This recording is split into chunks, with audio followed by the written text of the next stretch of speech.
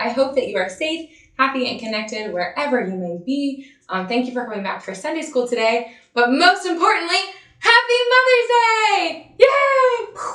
I don't know, firework effects, all of it. All the excitement. I hope that you're having a wonderful Mother's Day, whether you are a mom, aunt, grandmother, maternal figure of any type. We are so happy and thankful for you every day of the year, but especially today. So we love you so much. I know that I am the person that I am today because of my mom, and I strive to be more like her every day because she's significantly better than I am. But this is my mom.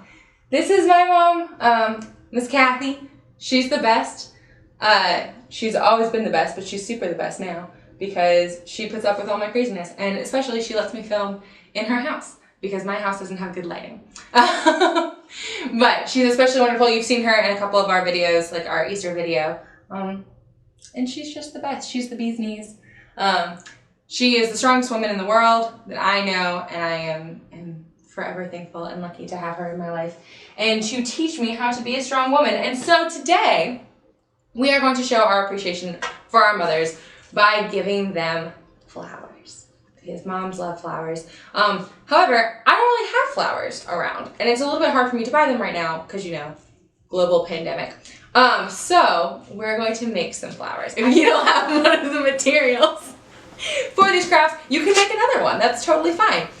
One of my favorites was actually made by my roommate, Miss Katie, who works in our nursery. You've seen her before too. She is not a mom unless you count her dog, Piper, which she very much does. So she made her own Mother's Day gift, which is this lovely picture from Piper. She went and she painted the paw prints of Piper, her little paws, and she put them on the canvas, and then she painted flowers around them. I wish I had a video of that to show you. I don't, but I promise you it's amazing and whatever. Look how good it came out. So if you have parental help, washable paint, non-toxic paint, a canvas, and a dog, try this out. But today I'm going to teach you these flowers. So the easiest of our flowers is our little bookmark flowers. So for this you're going to need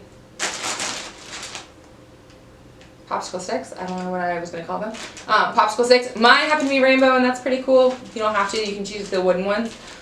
You also need buttons or some kind of flat bead. And then you're going to need either a wood glue or an Elmer's glue. If you get really crafty, you can do it with tape, but I wouldn't suggest it. It's much more difficult. It's going to fall off easier. And then we also had some cotton ball, poop ball kind of things. That's just extra. You don't need to have that if you don't want to. You can just do it all with buttons. So what you're going to want to do is take one of your popsicle sticks and then take your beads or your buttons. So what you're going to do, and you can do this with as many buttons as you want. You can also do them all the way going down the stick. You don't need to stop with just your flower. So take your buttons that you want. Again, they don't have to be in a pattern. They can do whatever you so choose. You're going to put a little bit of dot of glue on the end of your popsicle stick, and then just lay your buttons in whatever kind of floral pattern you want. And so for our next one, we are going to do our cupcake liner flowers.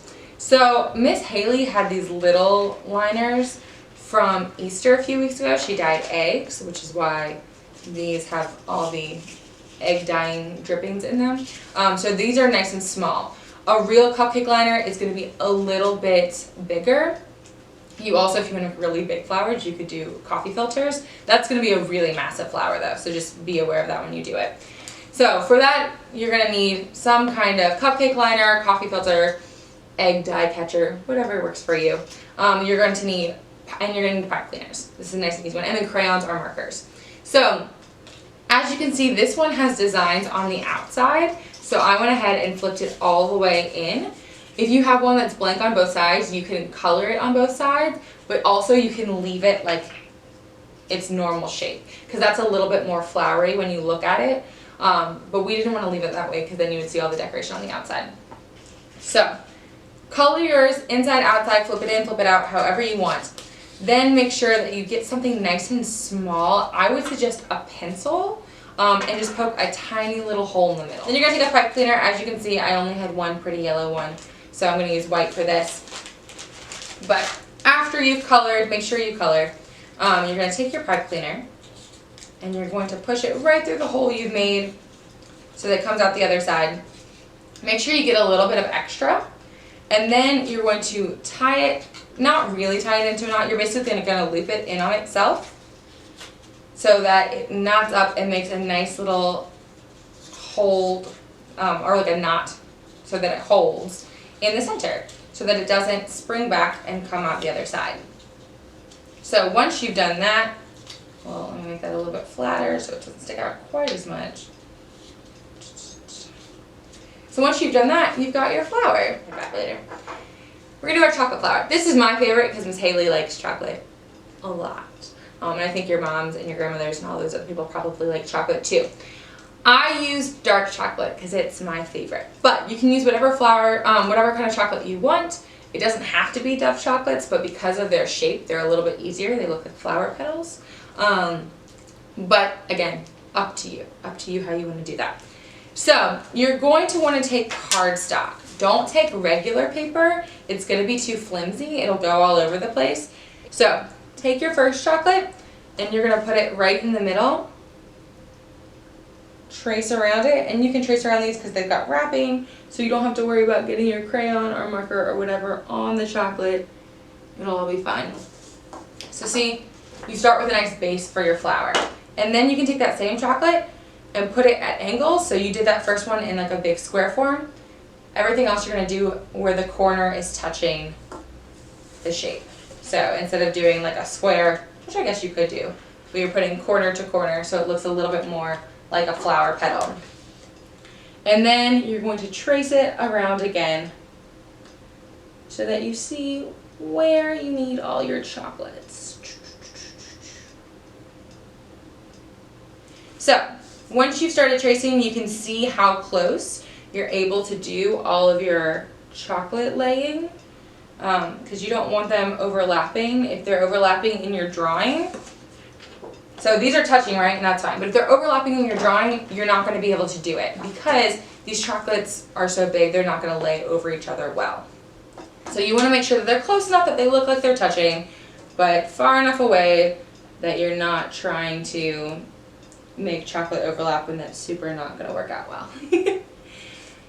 I'm doing this one a little fast just so you don't have to sit and watch me just draw by myself. But usually, in my experience, yes, it's going to be about 7 chocolates. You're going to have the one in the middle, and you'll have the 6 around when you're using Dove chocolate. If you use other chocolates, I don't know how many it's going to be. You're going to have to test it out and tell me. That's our 7 chocolate flower. Then you go ahead and you cut this out. While you're cutting it out, I will tell you, I have this little stick, this little bamboo stick, like a skewer that I used for the stem. You can paint it green so it looks more flower-like. I didn't have paint at home, so that wasn't something I was able to do, but if you have paint, I highly encourage it. You could also probably color it in with marker or chalk if you have green marker or chalk. Once you've cut out your flower, you're just going to take tape, make it into a little loop, or if you have double-sided tape, you can do that too, but if you don't, make it into a little loop, and then put it right on your flower and add your chocolate. So you are going to want to make sure that you use tape and not something like glue. One, because you don't want glue near food, but 2, because ideally your mom's going to be able to eat these chocolates, right? She's going to be able to take them off your flowers and eat them. Maybe if you're very nice and tell her how great she is, she will share one with you. But you don't want to use something like glue. It's going to be way too hard to get the chocolate off. And at the end of the day, you want the chocolate off. Also with your sticks, as you can see from the back of mine, I used a lot of tape. I definitely would tape these and not glue them unless you have a popsicle stick or something that's a flat. Get our popsicle stick or whatever kind of stick that you have. It also doesn't matter which way the label is facing unless that's something that you care about specifically. It's not overly important though. Make sure you don't skimp on the tape when you're taping your back popsicle stick or your back bamboo skewer. It's going to seem a little excessive, but again, these chocolates are so top heavy, you don't want to not have enough and then kind of come crashing down. So I think I'm going to use 3. And see? Perfect! A nice little chocolate flower for your mom. You can add it. Let me get our bookmark one. You can add it to your bouquet. So what I would love to see a bunch of you make all the kind of flowers, whether you make these flowers, you make a painting flower, you go out and pick some flowers if you have flowers in your neighborhood, like Miss Haley does not. Don't pick it out of people's gardens. You have to like have wildflowers or something. You can't just go and take other people's flowers. But I would love to see your flower bouquets that you either make, pick, paint, whatever for your mom. So take those pictures and either put them in the comments below, put them on your Facebook and tag the church in them, or just send them to me. I'd love to see them and I would love to be able to share them. So I hope that you're having a happy Mother's Day and that you continue to be safe and healthy and happy with your family. Bye guys!